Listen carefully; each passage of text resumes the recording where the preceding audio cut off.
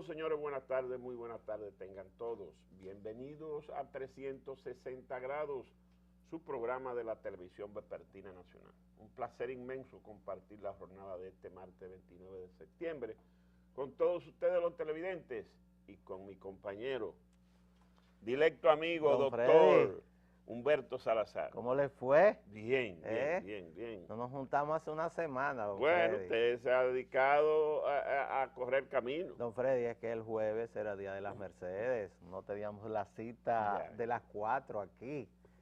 Y entonces, pero estamos aquí hoy martes, ya se fue el mes de septiembre, don Freddy, ya comienza octubre. Ya se fue, se está yendo septiembre y es una pena que todavía persista el calor, la temperatura sigue en alta. Sí, y la lluvia escasa también, aunque dice meteorología que ha estado lloviendo en la alta montaña, pero para acá, la parte llana, la lluvia han sido escasa y esporádica. Yo vi unas fotos de inundaciones en el centro de la isla, Sí, alrededor de Santiago, La Zapata, Vega, por ahí. Ciertamente. Que ha llovido mucho, pero la verdad es que en la capital y en la parte este del país ha llovido muy poco. Muy poco. Ha llovido muy poco. Doctor, las novedades, el foco de atención de la noticia está en Nueva York, donde permanecen concentrados la mayoría de los 130 presidentes y jefes de Estado que acudieron a la 70 Asamblea de Naciones Unidas. Cada día es un desfile interminable de presidentes que ocupan la atención informativa. Hoy estuvieron los sudamericanos desfilando por el escenario. Estuvo el presidente Correa, el presidente de Ecuador, el presidente Santos de Colombia, el presidente Maduro de Venezuela, que está al bate a esta hora. Y más adelante, quizá antes que termine nuestro espacio, estará nuestro presidente, el licenciado Danilo Medina. Cuántos planteamientos se oyen allí y gente que va a descargar su rabia, su disgusto. Sí, lo cierto es que este es el 70 aniversario de las Naciones Unidas, que es un órgano que surge después de la Segunda Guerra Mundial, y su primera asamblea la celebró en la ciudad de San Francisco. Y en este aniversario de las Naciones Unidas, lo que ha habido es muchas reuniones bilaterales. Incluso el mismo presidente de la República Dominicana, Danilo Medina, lo vimos en el día de ayer, con varios de los presidentes del Sistema de Integración Centroamericano, Sí. Tratando temas bilaterales, porque en este tipo de reunión, lo que se trata en los pasillos y en las oficinas cerradas es mucho más importante que lo que se dice. Claro. Incluso hay dos fotos que creo que son importantes para el tema político, primero mundial y también regional. Hubo una reunión el día de ayer entre el presidente de los Estados Unidos, Barack Obama, y el presidente de Rusia, Vladimir Putin, que son dos países que están enfrentados en varias partes del mundo, con el problema de que el arsenal nuclear de ambos podría hacernos desaparecer de la faz de la Tierra. Y también en el día de hoy hubo una reunión, que hay también una foto, del presidente de Cuba, Raúl Castro, con el presidente Barack Obama, donde le pidió directamente que use la facultad ejecutiva que tiene como presidente de los Estados Unidos para disminuir el impacto del bloqueo a la isla y como forma de viabilizar lo que ha sido la mejoría de las relaciones diplomáticas o la reanudación más bien de las relaciones diplomáticas entre Cuba y los Estados Unidos. El presidente Maduro es el que precede al presidente Danilo Medina, quien estaba programado para las 4 de la tarde, pero usted y yo sabemos que los bolivarianos hablan mucho, así que vamos a ver cuánto tiempo le tomará al presidente de Venezuela hablar para que entonces dé oportunidad, y nosotros quizás tengamos oportunidad de escuchar algo de la intervención del presidente Medina de las Naciones Unidas. Vamos a ver ya terminó Maduro. Ah, bueno, queríamos ver un pedacito. De todas maneras,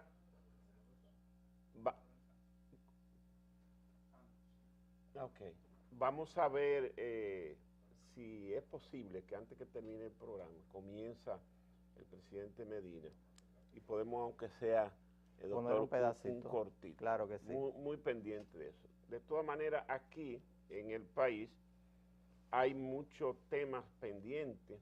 Hoy el ministro de Hacienda depositó el proyecto de presupuesto y ley de gasto público al Congreso Nacional, y eso es noticia, pero también es noticia el caso de la OISOE, doctor.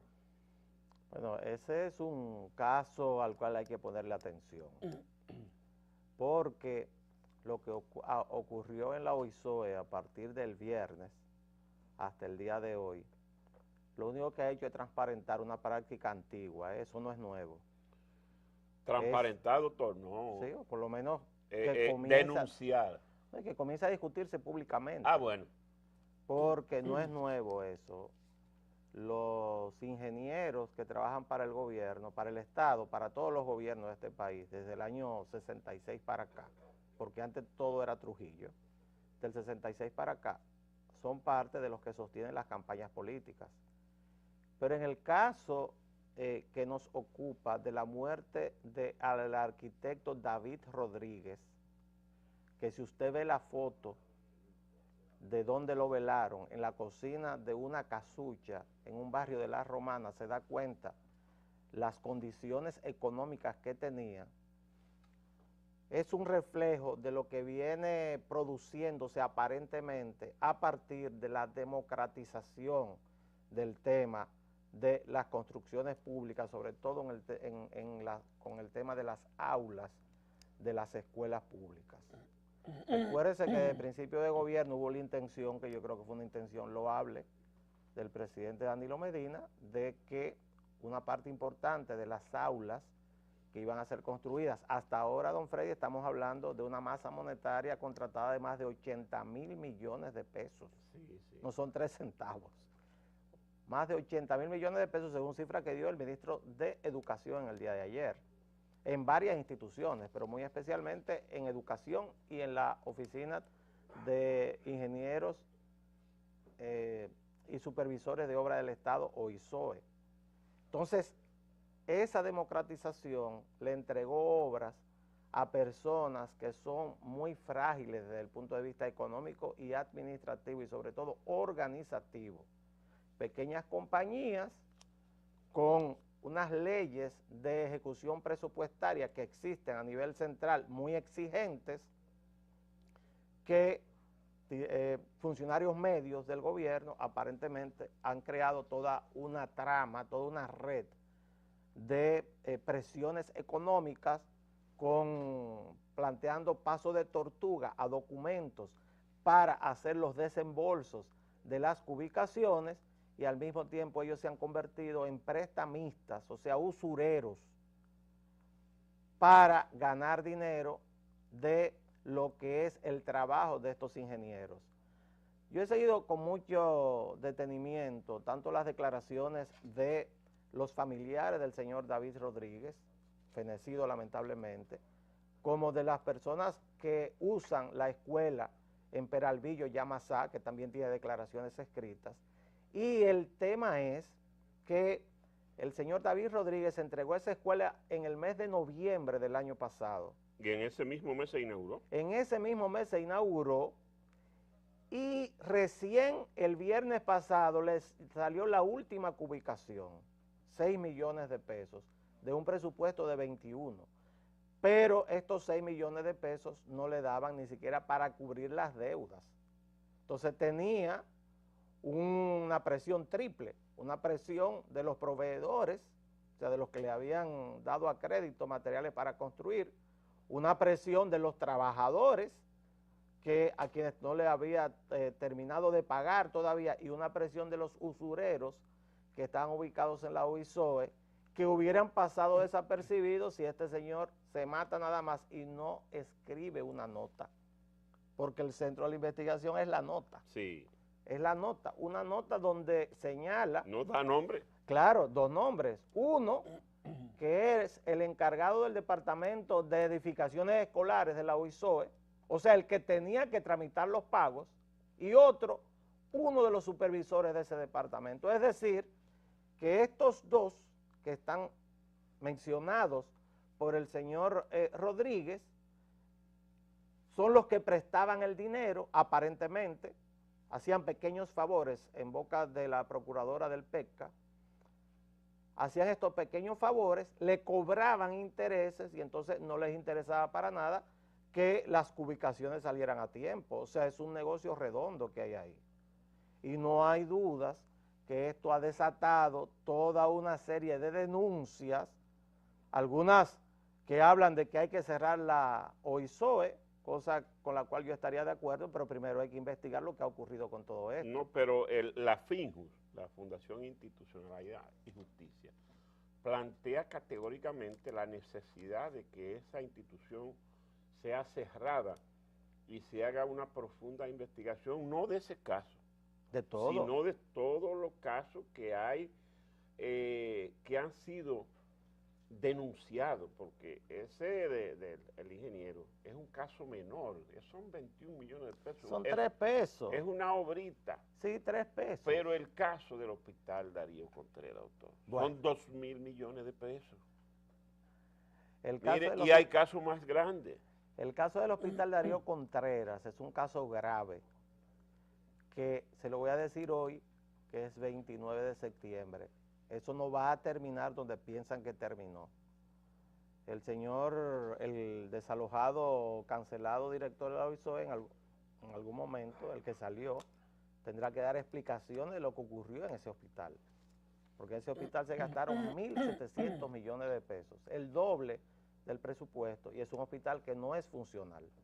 Es más, yo le podría decir, porque yo le he dado seguimiento intenso a ese hospital, bueno, es mi profesión, que ahora es que le están haciendo los parqueos, porque ni parqueo tenía ese hospital. No, ese es un caso grave, y yo creo que ciertamente nuestro compañero Oscar Medina ayer en los comentarios también planteaba que ese caso del ingeniero David Rodríguez, que se suicidó en un baño de la propia institución, dice que prácticamente es una inmolación para llamar la atención del grado de corrupción que existe en esa institución, donde cada ingeniero del interior que viene a diligenciar pagos de obra terminada es chantajeado. Chantajeado, y a veces los expedientes están terminados, sin embargo lo frisan ahí para prestarle dinero a rédito. Hasta ahí llega el asunto. Entonces, ese caso podría convertirse en un tema nacional y hacerle mucho daño al gobierno en tiempo de campaña. Bueno, hay casos que se convierten en emblemáticos y son terribles. Bueno, fíjese, lo que se llama la primavera árabe. Sí, bueno, eso lo mencionábamos ayer. Surgió por un individuo que vendía frutas y vegetales en una ciudad de Túnez. La policía le quitó su carromato. Él tenía una familia con su madre y 6 hermanos. Con eso los mantenía, los maltrataron, y él lo que hizo fue agarrar una lata de pintura y pegarse fuego. Él primero lo quitó el ayuntamiento de un sitio y se mudó a otro. Pero la policía lo maltrató, hasta lo golpeó. En ese sitio la policía lo maltrató, entonces ya había varias veces que y él fue a poner la querella a la policía, y la policía lo echó, ni siquiera lo escuchó. Pues desesperado se tiró una lata de pintura combustible, se puso un fósforo y se murió. Ahora, eso se llevó el gobierno de Túnez. Varios la monarquía marroquí, el gobierno de Mubarak, que tenía más de 30 años, el gobierno de Gaddafi también se lo llevó, que tenía más de 40 años, y tiene bajo asedio al gobierno sirio. Esa chispa ahí en Túnez. Pues este caso, si las autoridades nacionales, comenzando por el presidente Danilo Medina, no le da una respuesta categórica de que esa situación que se denuncia se va a corregir o cierra la institución, eso podría convertirse en un tema nacional que le haga mucho daño en tiempos de campaña al partido oficial y al presidente Danilo Medina. Miren, el día de hoy... Perdóneme, sí, cómo no. Ayer, rápidamente, como una forma de dar respuesta, fue convocada a una rueda de prensa el ministro de Educación, Amarante Baré, el ministro de Obras Públicas, el director de la OISOE y otros funcionarios que tienen que ver con la construcción del Estado.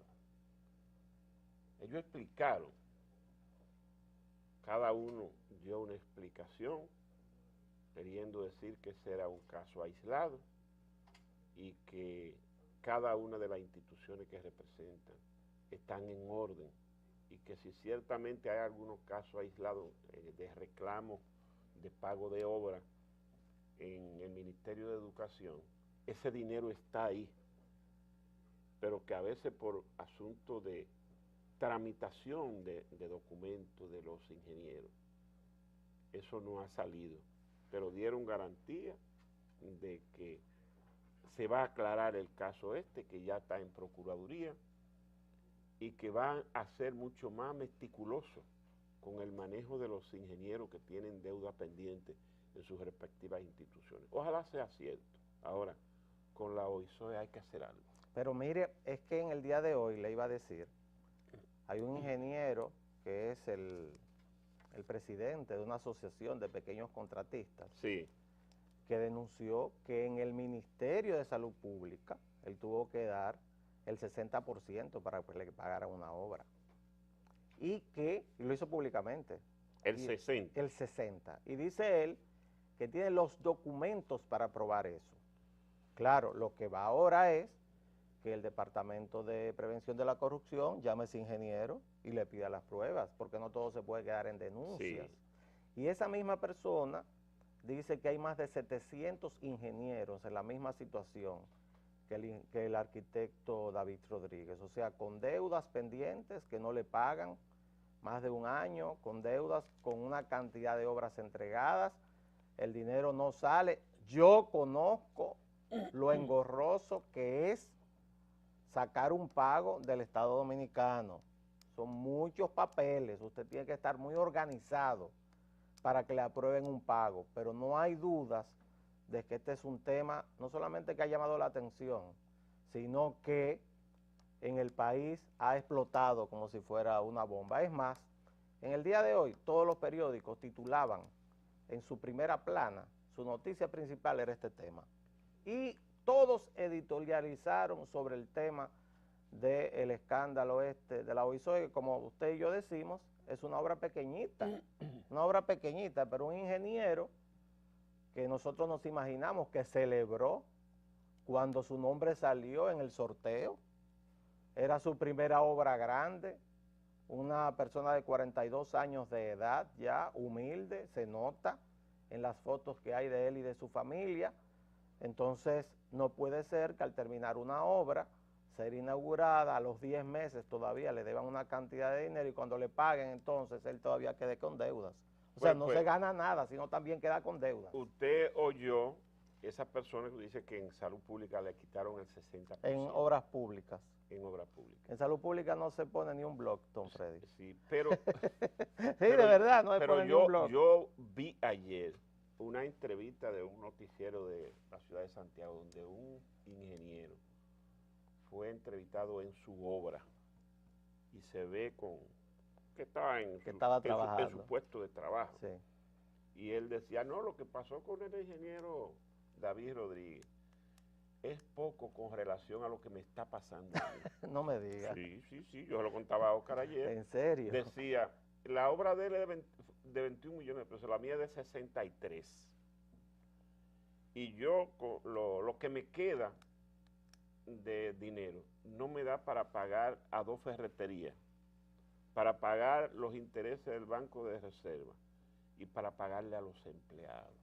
O sea, yo me estoy volviendo loco, porque a mí también me han chantajeado como ese ingeniero que murió. Bueno, porque imagínense, si yo soy el que presto, pero al mismo tiempo soy el que aprueba las ubicaciones, sí, y al mismo tiempo soy el que superviso, ¿para dónde voy a jalar? Para mis intereses. Claro. Entonces lo atraso todo y ocurre esto. ¿Qué pasa? Que a mi juicio, en mi humilde opinión, como dicen algunos, yo creo que la intención del presidente Danilo Medina fue buena, excelente.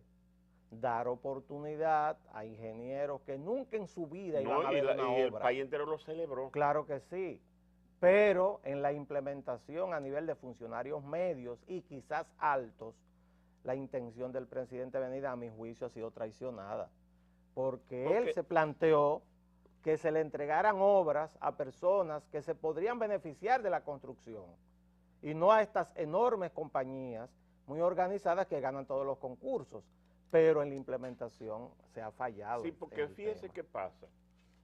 Hay una serie de profesionales liberales que siempre han sido empleados de grandes compañías. Claro.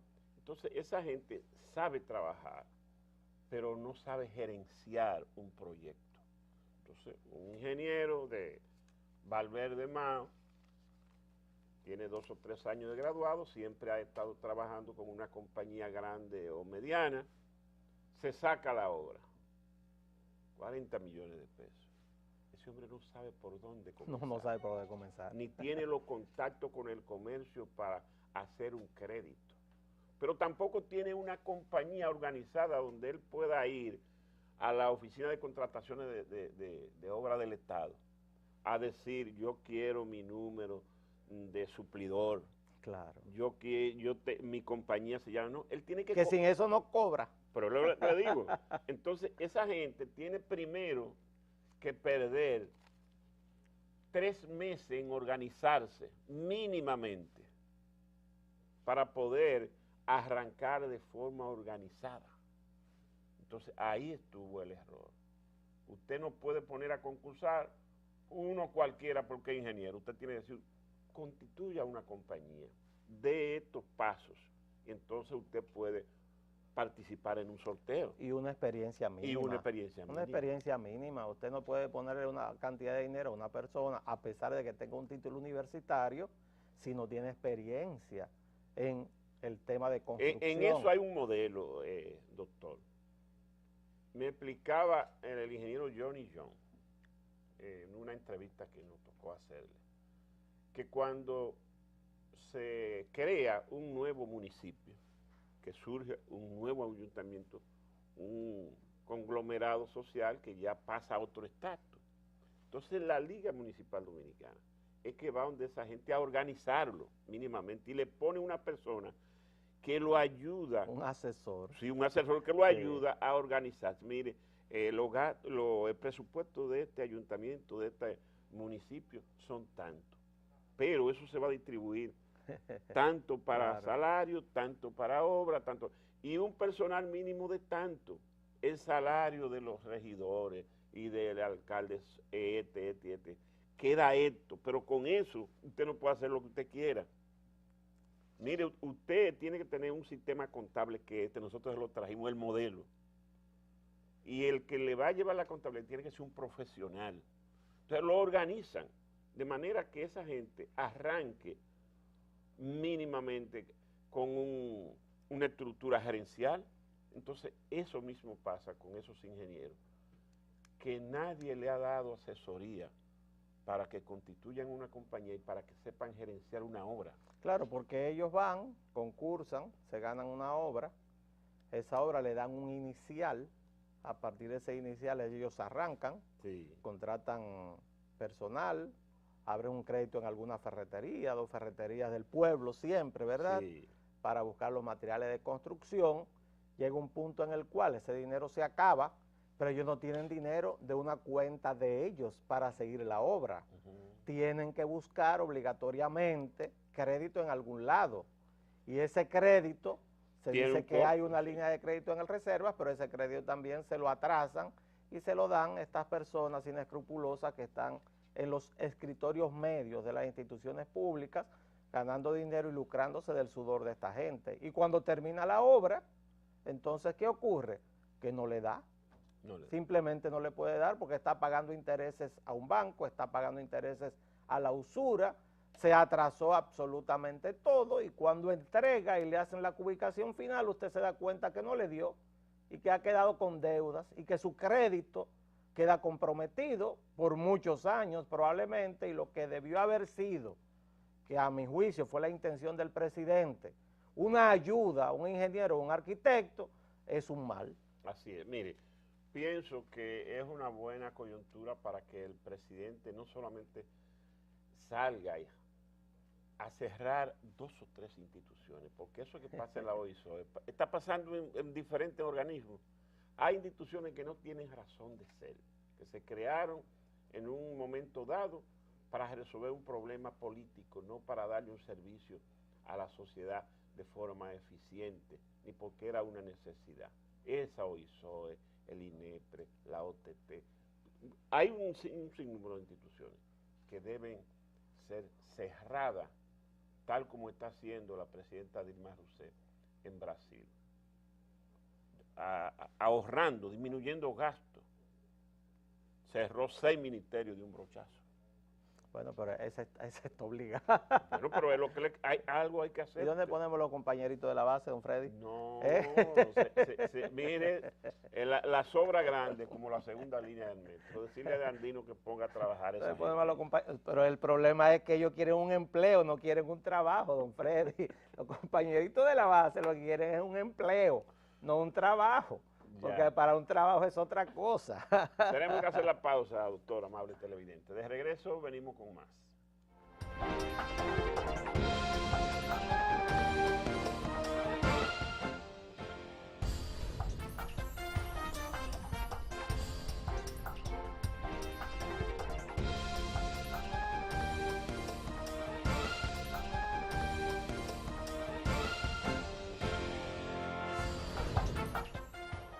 Bueno, don Freddy, hay una noticia bastante jocosa que nos llega desde la ciudad de Nueva York. Es un desmentido internacional.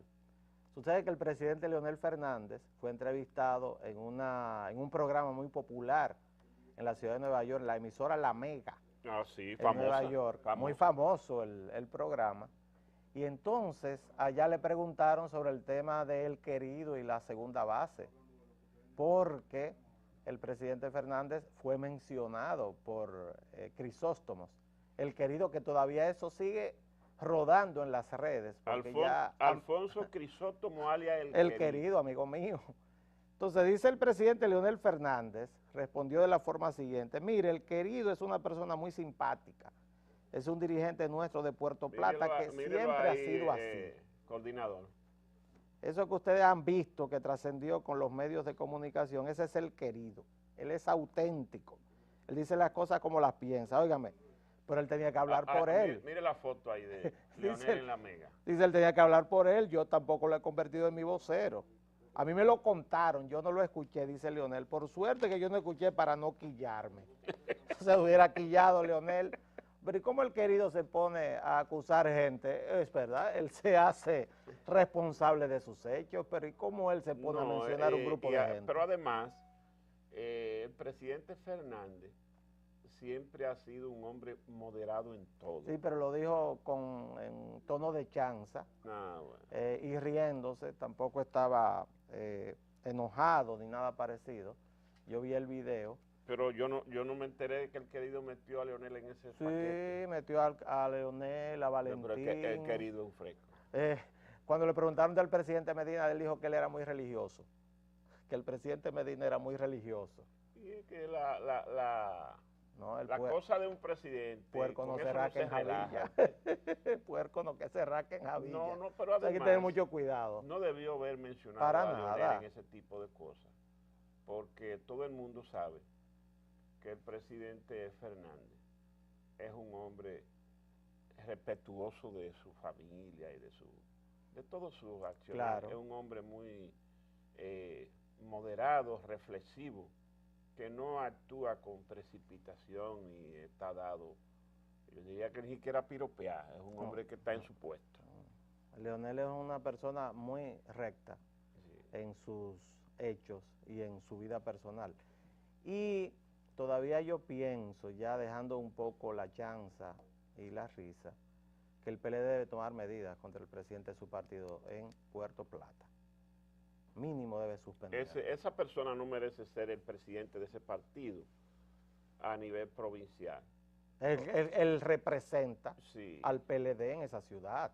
No, y además el PLD, que tuvo una mística de disciplina férrea al principio, debiera comenzar a recuperar esa rigidez, porque le están yendo de la mano algunas cosas, con el querido, hay que hacer como con lo que hay que hacer con la OISOE.